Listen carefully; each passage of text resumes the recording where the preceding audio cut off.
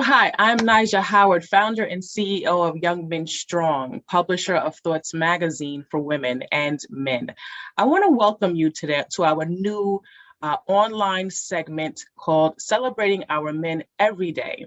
This is where we provide various valuable topics and content, educating, empowering, and engaging our everyday boys and men of color, just like you.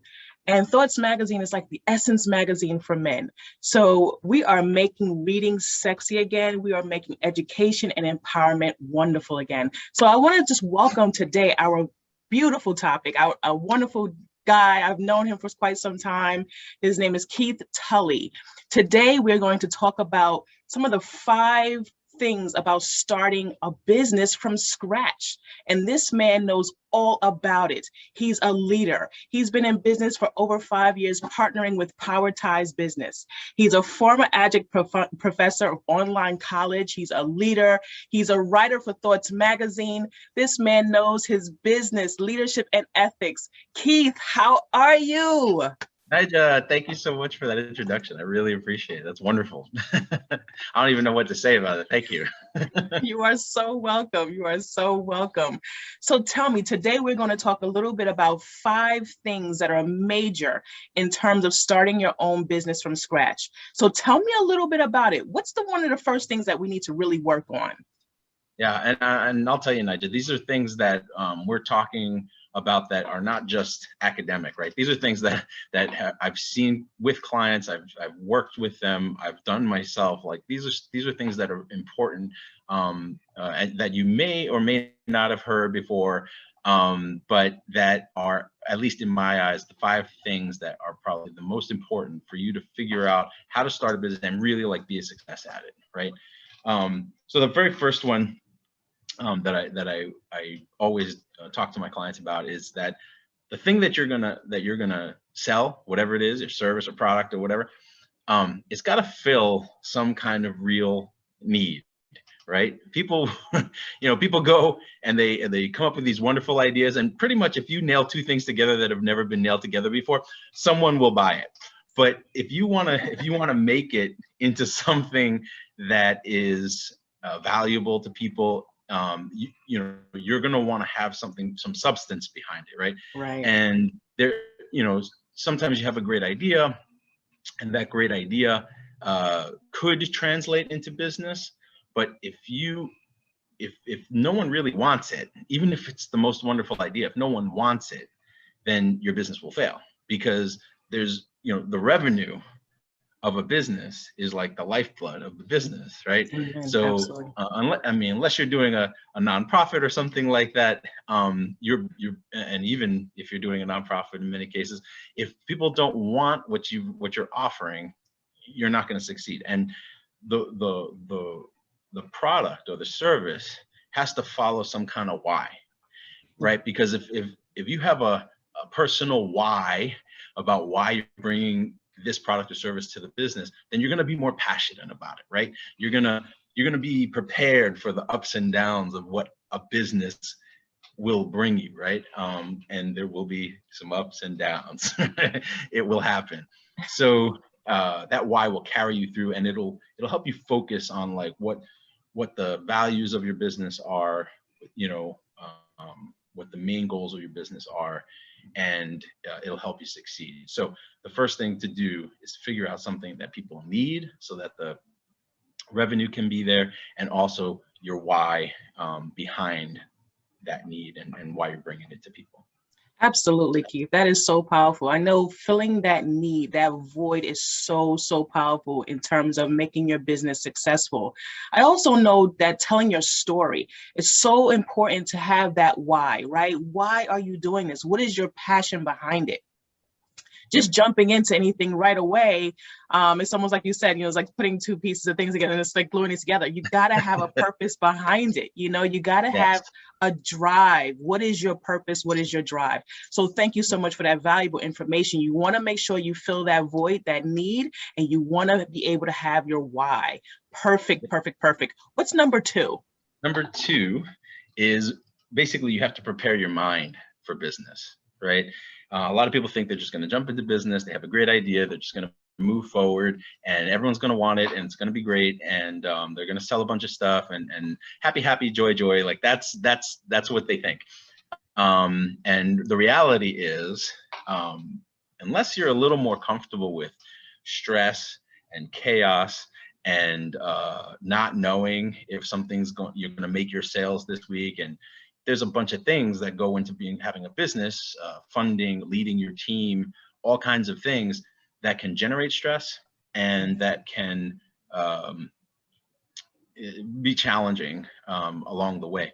And if you don't have your mind right, you don't have your mind in that mode where it's everything, you're going to do this no matter what, and because your why again is driving you.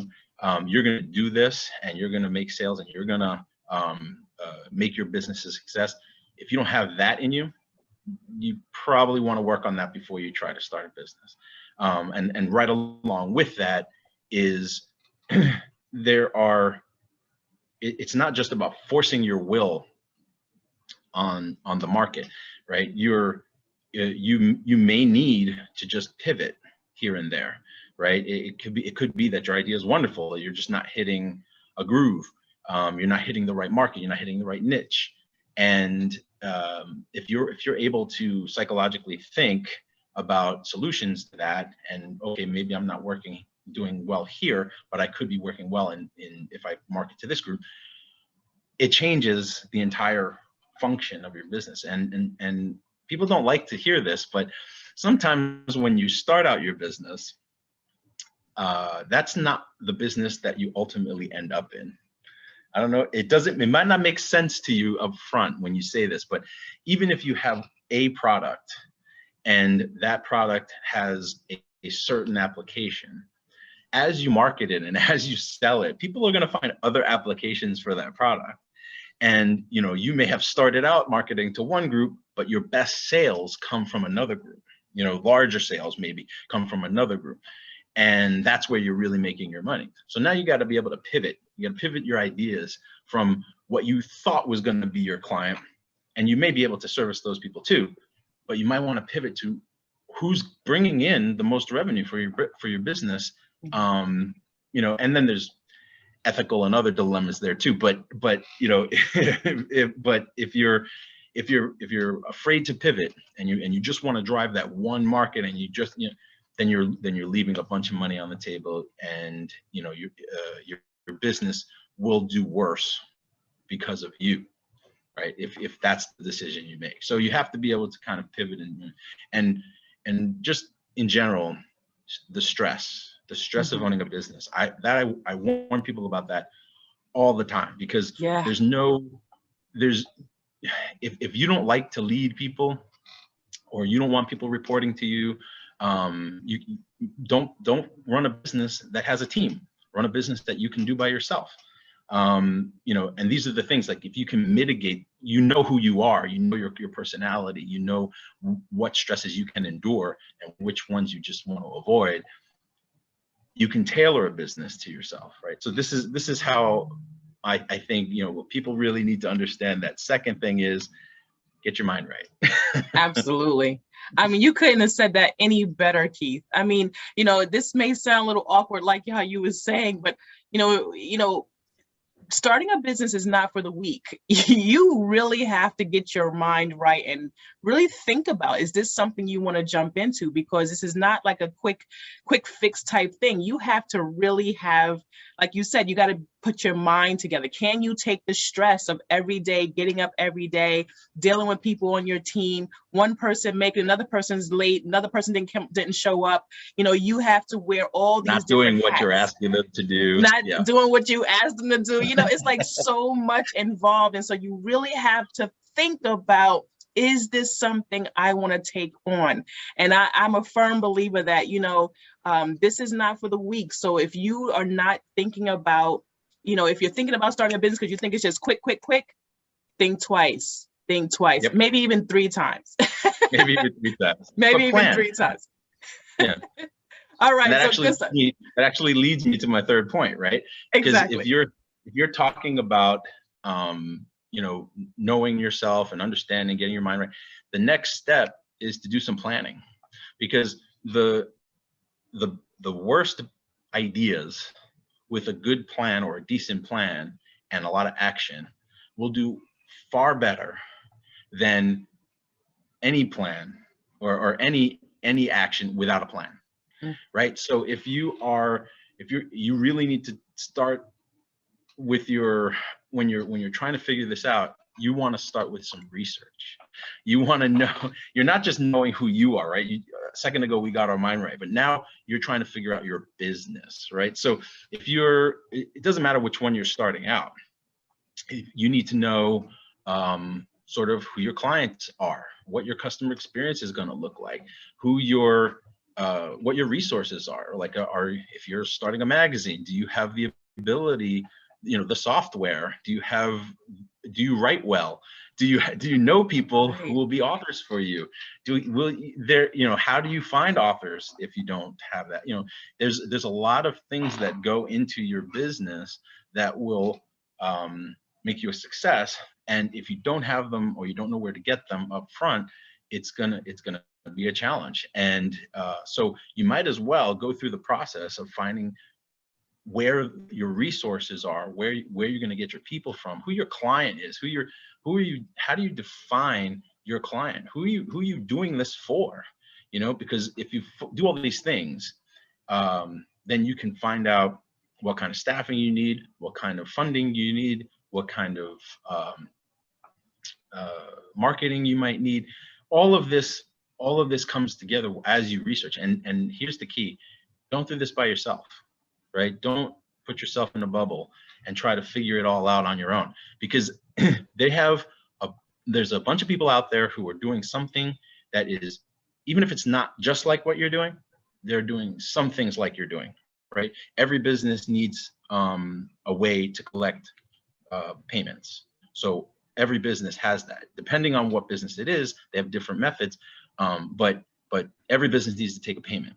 So if you go through and you find a mentor of some kind in various industries that can talk to you about, well, I use this, and more information, a lot more, and you're going to be able to start better, right? Because, for example, as a consultant, I'm using a payment system called Square. Why do I use Square? Because it doesn't cost me anything unless I get a sale. So, and if you're, and it's easy, it accepts all credit cards, right? That's the kind of thing. So if you're in a business like this, that's a good one to have, because there are times when business is great and when business is slow. And if you're going to be paying the same amount all the time, your costs are going to be up and down. So so in this business, that's a good thing to use. In another business, like a restaurant or something, it may be completely opposite, because you're just going to need something that you can take tips easily, that maybe people can pay on their phones, that you can do ordering very easily, and all that stuff can come through the same system. And that streamlines what your business is doing and how effectively you can handle your clients. So I urge you to do a bunch of research, but I also caution you not to get stuck in the research mode. Wow, that is awesome. That is powerful. That's number 3. Is nothing like planning, right? It's nothing like it. It's like you have to have a blueprint before you begin. And you gave us some really great nuggets about Square and how to, that's a great tool you can use. That's, you're not going to charge you unless you have a sale. So, I mean, this is just wonderful, great information, Keith. So I'm just excited. I'm like super excited because we have 2 more to go, but like, I'm already like, wait. So you want to know what's number 4 then, don't you? I do want to know what's number 4. What is number 4, please? Okay, number 4. We're getting all hyped up. So number 4 is, as I cautioned you, don't get stuck in research mode, right? Go and get started. Take some action, right? As there's an African proverb, and it goes something like this. It says, pray, but move your feet, right? And I take that to heart in every aspect of my life. And I think every business owner should do this, because, the plan is kind of like the prayer, right? The planning is kind of like, what am I going to do, and why am I going to do it, and how am I going to do it? But nothing happens unless you actually do something. And as a caveat to that also, if you're doing something now and you own a business, let's say, and you're not getting the results that you want, right? And you're doing things every day, you got to do two things. You got to figure out, am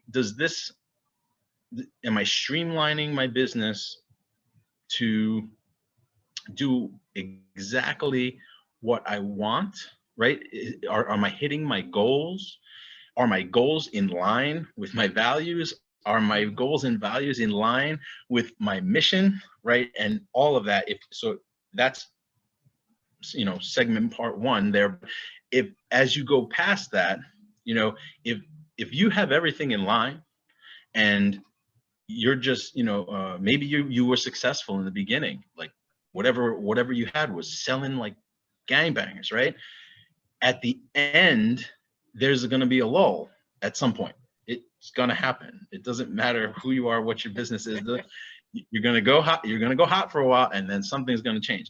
It could be your marketing. Maybe you need to change your marketing. It could be the product itself. Maybe the market has kind of run dry a little bit, and these are the things that now you have to change your idea, to go back to the pivot segment and change what you're doing, and then but take massive action on it, right? Because nothing really happens unless you take massive action. There's a whole book out there called the 10X Rule, and I encourage people to read it. But it's a whole tribute to the idea that any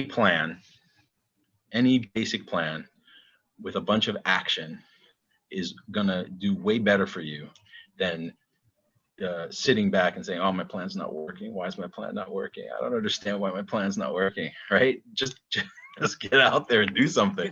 Because the more people you talk to, the more that gets around. And it doesn't matter what kind of marketing you're using. If you're using word of mouth, that's great. If you're using online and social media, that's great. If you're advertising in a magazine, that's great. It doesn't matter what it is. If you're failing, quote unquote, failing in one aspect, try another one, right? And if that one doesn't work, try another one. If that one doesn't work, try a different one. Talk to more people, ask more people about what they're doing. Like this is how you build a business that will really take effect. That because basically anything you do in life, right, takes practice. And if you want to get good at it, so if you want to be the best at your business, you want your business to be the best, you have to take action, and people want to see action. And one step further is if you want an investor in your business, or if you're a nonprofit and you want donations, the biggest investors and donators out there want to see that you are doing something, that you've made a difference, that there's some kind of sales happening, that there's some kind of good happening, that there's traction in supporting your business. So you're never gonna, so a lot of these little companies who get bought out by bigger companies get bought out because they take massive action, they get a lot of results for whatever reason, and they become sort of a challenge to the bigger fish, right? That's how they become a big business. They get bought up maybe by someone else, or you challenge a bigger business and put them out of business. Like that's the kind of action I'm talking about. So yes. That's the fourth one. Oh, that is so sweet. I'm loving that. Pray and move your feet. You couldn't get no better than that, right? It's like, I mean, you drop so many nuggets. It's like drop the mic. I try to work some magic. It's amazing, Keith. You dropped so many nuggets in that segment, and it's just so awesome because you're so right. It's like you got to do the work. You got to put the action. You got to put the fire behind you. It's like the Bible says, faith without work is dead. You could pray about it all day long, but if you're not putting in the work, thank you. Thank you. Yeah. So awesome. So thank you so much. I'm excited to hear, last but certainly not least, what is number 5, numero 5? Certainly not least, and maybe following the action sequence there. I don't know if it's a downer or something like that, but the fifth one is marketing. Okay, you have to market yourself, you have to market your brand, you have to market your business. And I say it like that because all three of those things are a little different. You are your own brand, for example. So if you're walking around in a t-shirt and jeans and you're trying to convince people that you're going to manage their money, that's probably not going to happen. If you know, it's a perception becomes reality kind of thing. And so if you're but you can get away with it if you're a guy like Gary Vaynerchuk, who's out there in his jeans and t-shirt talking about how he started 3 different multi-million dollar businesses, and he has the money to back it up, right? He has the proof in the pudding, so to speak, yes. Right? That's his, and so maybe at first you're wearing a suit, and then later you go to jeans and t-shirt because you made it, right? Like, who knows? Or maybe it goes the other way around. You're in a jeans and t-shirt business, and then as you get better, you start wearing better suits and Rolexes because now you're showing people, hey, look at the success that I have. Not that money is the be all and end all of everything, but you get my meaning. Yeah. And when people are talking to you about your business, and you have a quick 30-minute snippet of what you do, or you have some kind of tag phrase or something like that about what you do that makes them interested quickly, you're going to find that you have more interest more quickly.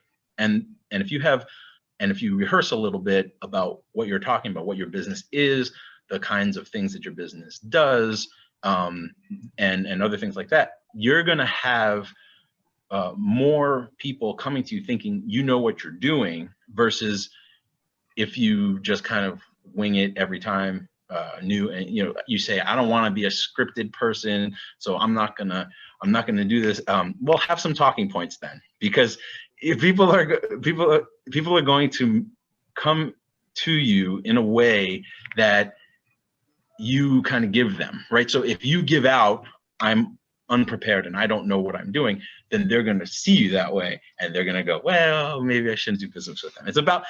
In this case, it's about building trust, right? Not just the content of what you have, although that's important too, but it's more about building trust as quickly as possible so that people will come to you and do business with you. And there's a lot of common sense stuff around building trust, like, showing up on time and doing what you say, these kinds of things that you don't have to learn from business school. You can learn them from just interacting with people and learning how to build trust. But there's other things like your 30-second pitch and how people respond to sales, and how maybe you can overcome objections that come with going to little courses and things like that could help you. And it's the same thing with marketing yourself, right? Marketing is not a one and done deal, right? You have to find things that work. So you might put something out today that tomorrow people are not responding to, right? And there's going to be ups and downs to your marketing. So if you know how to market yourself and market your brand, and that ultimately markets your business and your products and your services, then you're going to be more successful. So that's the number 5. Ding, ding, ding, ding, ding, ding, ding. That is drop the mic. Drop the mic. That was awesome. No, social media marketing and how you show up is so very important. And now that we're at home and everyone is, because of the pandemic, it's so important that we show up, right? And I know I used to have a coach who said to me, you got to show up every day. Show up every day is so important. And you're so right on point when you say, if you're a consultant, a business person, and you're showing up in a t-shirt and some jeans, people are going to use that perception, like, well, they're not ready. He's not ready. So you always want to show up ready. So Keith, listen, you have dropped some gems in celebrating our men every day. Where can people find you? How can they reach out to you and get your help? Thank you. Thank you. And thank you for having me on the show. I really appreciate it. The easiest way to get to me is to go to powerties.us and just see all the wonderful things that we have going on there. And drop me an email, listen to the podcasts, drop me a comment, do whatever you want to do. Everything's there. Powerties.us. Yep. Awesome, awesome, awesome. You guys heard that, powerties.us. You guys go there, support Keith. Keith is going to make sure your business thrives. He helps people win. He helps you make better decisions in your business and really streamlines it so that you can be empowered and be successful in what it is that you want to be. So thank you so much for joining us and celebrating our men every day. Please look out for Her Energy Reigns Extraordinaire, where we bring real women share real stories of tragedy to triumph. Until next time, when we strengthen our boys and men, we stabilize our girls and women. I'm Nigel Howard, your host, and I'll see you again soon. Take care. Take care.